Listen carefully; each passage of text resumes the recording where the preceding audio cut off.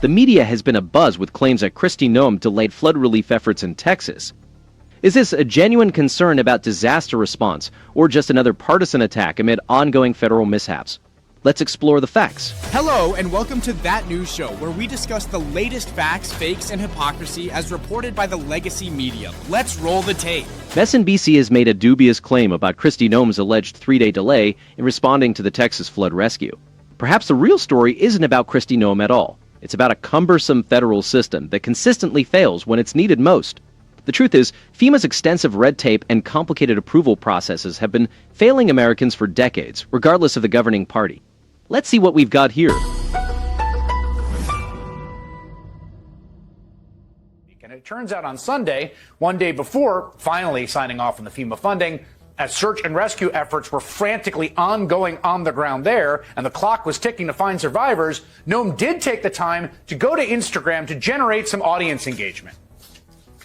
Quote, "Which one do you like for the official governor's portrait to hang in the South Dakota State Capitol? Thank you, David Ewell." Which portrait of herself should be displayed in her old capital? Criticism of Secretary Noem for her alleged delay in approving FEMA funding overlooks the broader issue. The federal government's inefficiencies are the true bottleneck. They fixate on optics, such as a governor's social media posts, while overlooking FEMA's repeated failures to modernize infrastructure like weather alert systems or to deploy resources adequately for major disasters. Instead of targeting one official over attempts to curb wasteful spending, we should question why FEMA, despite decades and billions in funding, still struggles to respond effectively and promptly to predictable natural disasters. The recent flooding tragedy in Texas, which resulted in over 100 deaths and many missing, has exposed the inefficiencies within federal agencies like FEMA, hindered by excessive bureaucracy and top-down mandates that offer little real-time aid to those suffering. While the media often highlights every perceived misstep by Republican officials, it consistently overlooks the cumbersome nature of federal disaster response. This situation underscores that disaster response should be managed by state and local authorities, not distant federal bureaucrats. The people of Texas, and indeed all Americans, deserve better than partisan finger-pointing and bureaucratic inertia. It's also noteworthy that the loudest critics, who often advocate for increased federal power, are quick to assign blame when the system fails, provided the fault can be attributed to their political adversaries. The solution is not more bureaucracy, but increased local control, accountability, and a fundamental reevaluation of disaster management in the U.S. Meanwhile, mainstream media and Democratic lawmakers seem more focused on scoring political points than on providing real solutions. They merit a system that prioritizes their needs and empowers local authorities to act decisively. The requirement for personal approval for expenditures exceeding $100,000 is not the core issue behind a 72-hour delay when the system inherently centralizes control in Washington, rather than empowering local responders who best understand their community's needs. CNN is basically got a report accusing you of slowing the process. Would you like to respond to that? Well, there you go. Fake news. CNN, again, is absolutely trash what they are doing by saying that, because our Coast Guard, our Border Patrol, BORTAC teams were there immediately. Every single thing I was on, they asked for, we were there. Well, that's not a denial, right? Because it was the search and rescue teams at issue, and it wasn't that they were denied authorization. It's that it came 3 days late. Noem probably doesn't need to worry about her job. I would worry about my own conscience, actually, but she doesn't need to worry about her job. Her boss thinks she's doing a, how would we call it, a heck of a job, to coin a phrase. In fact, her boss just spoke to NBC News' Kristen Welker about it. We don't have a recording, but here's the transcript of what he said. The proposal to dismantle FEMA and delegate more power to the states is not radical, but a necessary adjustment. CNN and other mainstream media outlets often depict Republican officials as villains, overlooking the real issue, the systemic problems with federal disaster response. The recent expose on the delayed deployment of search and rescue teams is a prime example of this selective outrage, aimed more at scoring political points than addressing the underlying causes of these failures. Time and again, local responders have shown they are more capable and better equipped to manage emergencies than distant bureaucrats in Washington. With hurricane season upon us and more severe weather expected, the urgency is clear. While some are quick to blame a single official for a 72-hour delay, they ignore the long-standing inefficiencies that have plagued these agencies, exacerbated by the previous administration's failure to fill key positions and modernize infrastructure. Americans deserve a system that prioritizes effective results over bureaucracy and accountability over political theater. Now they engage in grandstanding, demanding resignations, and calling for endless hearings, all while neglecting real issues like outdated alert systems, insufficient local authority, and an overly cumbersome federal apparatus. The ongoing pattern of partisan attacks and media spin only underscores the public skepticism of federal intervention and their desire for genuine localized change. The criticism surrounding the approval process for these teams overlooks a critical issue. Decades of bureaucratic bloating and red tape have rendered federal agencies sluggish in crisis situations. Meanwhile, the media's obsession with optics, Instagram posts, television appearances, and social media polls diverts attention from the substantive debate on how to construct a disaster response system that truly serves the American people. Instead of pursuing headlines and partisan sound bites, it would be more productive for both parties to focus on genuine reform, which starts with reducing Washington's involvement and empowering local experts. Rather than empowering local responders who intimately understand their communities, the federal government consistently imposes layers of approval and oversight that hinder timely action. The solution lies not in increased federal oversight, but in enhanced local control, accountability, and a shift away from past failed policies.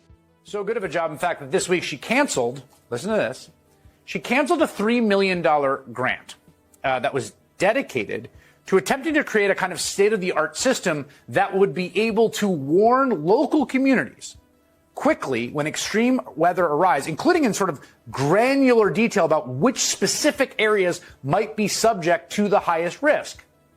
That is even though just a couple of days ago she conceded that our infrastructure is in need of an upgrade in order to give folks adequate warning ahead of natural disasters.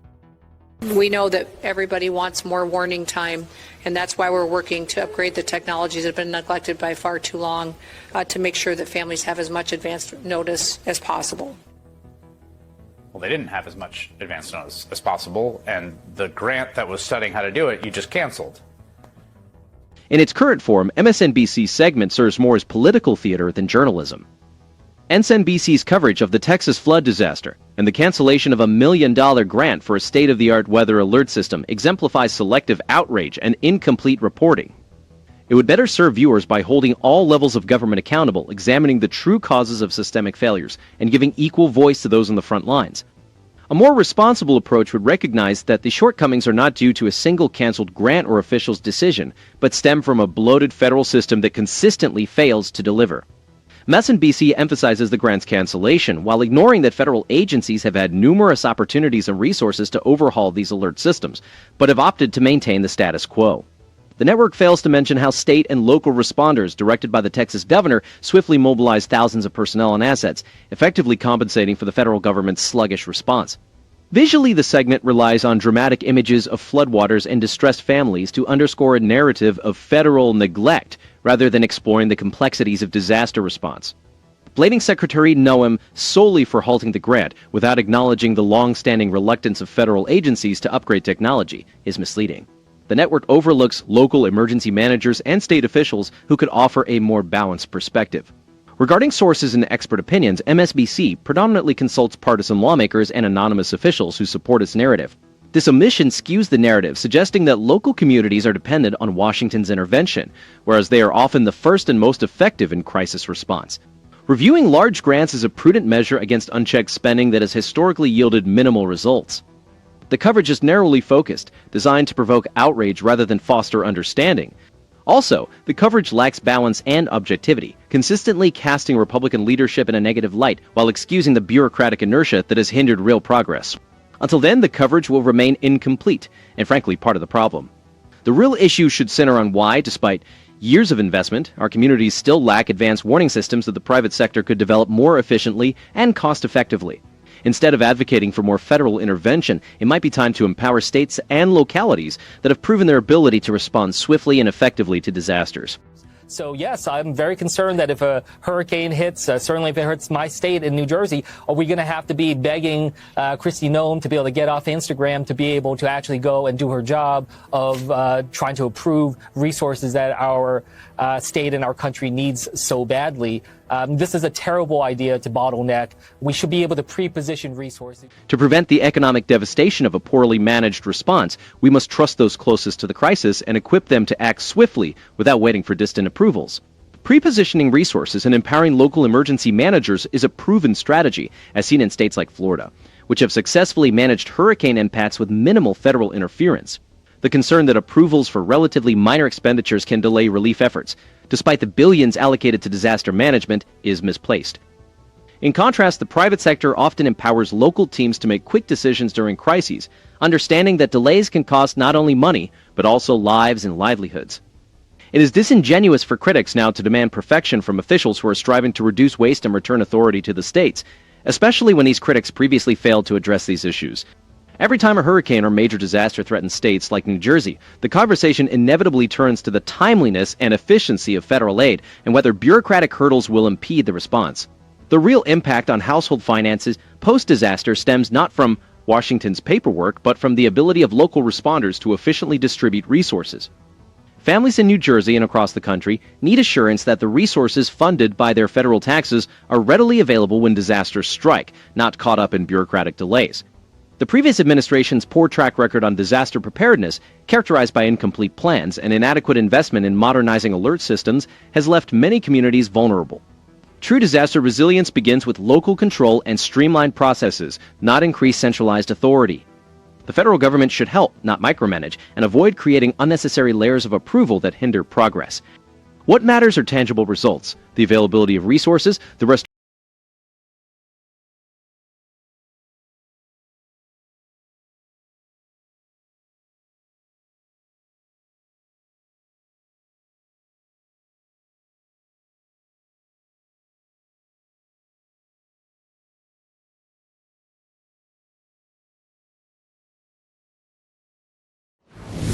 That's another interesting spin by the news media. Perhaps it's because they fear you might recognize who is truly failing you. So ask yourself, why are they directing your anger at Republicans instead of demanding accountability from their own ranks? These vocal critics are often the ones who supported endless wars abroad while neglecting domestic crises. The same media voices that excuse the failures of the previous Democratic administration now feign outrage, seemingly hoping you'll forget their minimal achievements for ordinary Americans. Be sure to comment below while dropping a like and subscribing. Until next time.